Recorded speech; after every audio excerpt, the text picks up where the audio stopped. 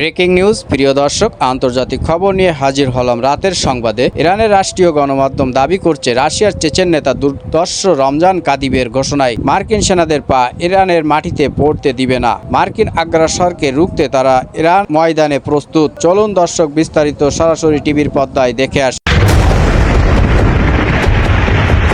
মধ্যপ্রাচ্য এখন এক জীবন্ত আগ্নেয়গিরি, যার প্রতিটি রন্ধ্র থেকে বেরোচ্ছে যুদ্ধের উত্তপ্ত লাভা। এই চরম উত্তেজনার মধ্যে বিশ্বজুড়ে শোরগোল ফেলে দিয়েছে এক বিস্ফোরক খবর।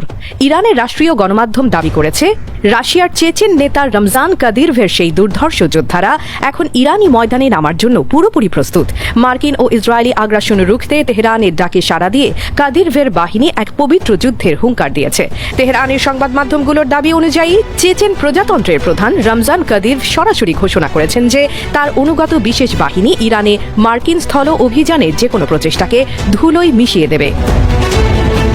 কাদির এই সংঘাতকে স্রেফ কোনো ভূ রাজনৈতিক লড়াই হিসেবে দেখছেন না, বরং একে শুভ ও অশুভের মধ্যকার এক চূড়ান্ত ধর্মযুদ্ধ হিসেবে অভিহিত করেছেন। তার যোদ্ধারা এখন শুধু নির্দেশের অপেক্ষায়। 28 ফেব্রুয়ারি থেকে শুরু হওয়া এই সংঘাত এখন এক ভয়াবহ মোড় নিয়েছে। মার্কিন প্রেসিডেন্ট ডোনাল্ড ট্রাম্পের নির্দেশে গত কয়েক সপ্তাহ ধরে ইরানের ওপর একের পর এক বিমান হামলা চালানো হয়েছে।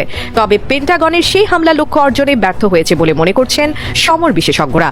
আর ঠিক এই সন্ধিক্ষণে পেন্টাগন যখন স্থল অভিযানের ছক কষছে, তখনই কাদিরভের বাহিনীর প্রবেশের খবর পুরো যুদ্ধের সমীকরণ ওলটপালট করে দিচ্ছে। ইরান এই যুদ্ধের পেছনের কারণ হিসেবে এক চরম বিশ্বাসঘাতকতার কথা উল্লেখ করেছে।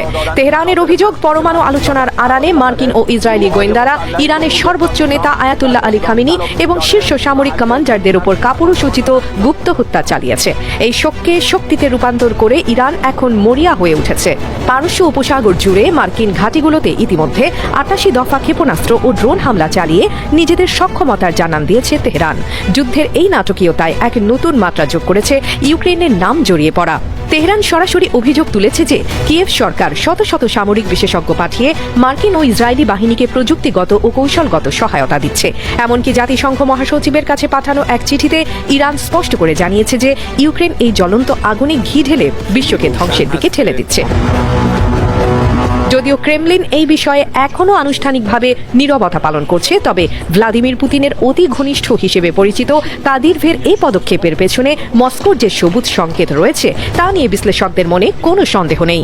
ইউক্রেন যুদ্ধের রেশ এখন কৃষ্ণ সাগর পেরিয়ে আছড়ে পড়ছে মধ্যপ্রাচ্যের সৈকতে। পশ্চিমাদের বিরুদ্ধে রাশিয়া ও ইরান যে এক শক্তিশালী নতুন ফ্রন্ট খুলতে যাচ্ছে, কাদিরভের যোদ্ধারা তারই অগ্রবর্তী দল হিসেবে কাজ করছে।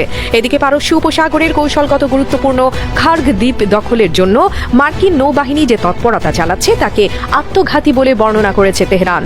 ইরান হুঙ্কার দিয়ে বলেছে ইরানের পবিত্র ভূখণ্ডে পা রাখার অর্থ হবে মার্কিন সেনাদের জন্য নিশ্চিত মৃত্যু। কোনো সেনাকেই তারা জীবিত ফিরে যেতে দেবে না বলে হুঁশিয়ারি উচ্চারণ করেছে তেহরান। এশীয় ও ইউরোপীয় শক্তিগুলো এখন রুদ্ধশ্বাসে তাকিয়ে আছে এই সংঘাতের গতি প্রকৃতির দিকে। কাদিরভির সুশিক্ষিত এবং রণকৌশলে ভয়ঙ্কর যোদ্ধারা যদি সত্যি ইরানের মাটিতে সরাসরি লড়াইয়ে অংশ নেয়, তবে তা হবে ন্যাটো ও পশ্চিমা শক্তির জন্য এক অভূতপূর্ব চ্যালেঞ্জ। অনেকেই প্রশ্ন তুলছেন, এই ছায়াযুদ্ধ কি তবে সরাসরি তৃতীয় বিশ্বযুদ্ধের রণদামামা বাজিয়ে দিচ্ছে? যদিও এখন পর্যন্ত চেচেন বাহিনীর মোতায়েন বা ইউক্রেনীয় বিশেষজ্ঞদের উপস্থিতির কোনো নিরপেক্ষ সত্যতা পাওয়া যায়নি, তবে তেহরানের প্রচারণার ভাষা বলে দিচ্ছে পরিস্থিতি কতটা গুরুতর। মধ্যপ্রাচ্য এখন এক আগ্নেয়গিরির খাদের কিনারে দাঁড়িয়ে। যে কোনো মুহূর্তের একটি ছোট ভুল পদক্ষেপ পুরো বিশ্বকে এক অবর্ণনীয় ও ধ্বংসাত্মক যুদ্ধের অতল গহ্বরে তলিয়ে নিয়ে যেতে পারে। দর্শক, চাঞ্চল্যকর সব সংবাদ দেখতে আমাদের খুলনা চ্যানেলটা সাবস্ক্রাইব করে বেল বাটনটি অন করে পাশে থাকুন।